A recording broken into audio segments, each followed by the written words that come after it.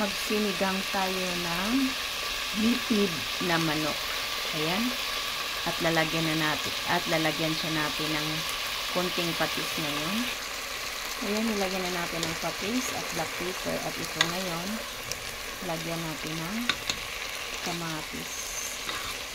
Haluin lang natin at tatakpan natin siya. Ayan na siya, pakuluan lang natin. Pakuluan pa ng konti yung magiging ano na siya. Yung sa Bisaya, maitos-itos ba? Ayan na siya. Nilagyan na natin ng tubig. Okay.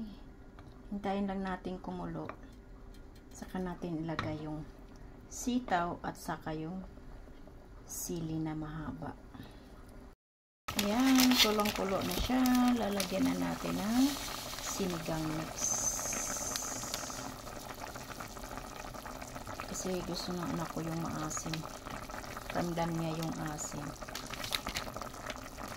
Ayan, ilalagay na natin yung sitaw natin. Mga kalangga siya. Okay. At yun. Wala akong nakuhang siling mahaba. Yung katulad talaga sa atin. Wala sila ngayon. Kaya ito na lang na sili ang inilagay ko. At ito ngayon, ilalagay natin yung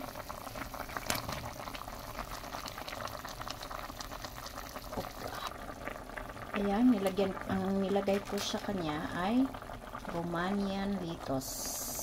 Pero lalagyan ko pa rin siya ng kangkong. Pero ito muna ang nilagay ko kasi yung ano niya ay matigas-tigas ng konti. Ayan, sinunod din natin yung kangkong natin. Ayan na, ang sinigang natin na native na manok. Ang sarap niya. Kasi yung asin ang nagbigay talaga ng ano. At yung manok kasi ay native. Mas malasa ang native kaysa white chicken.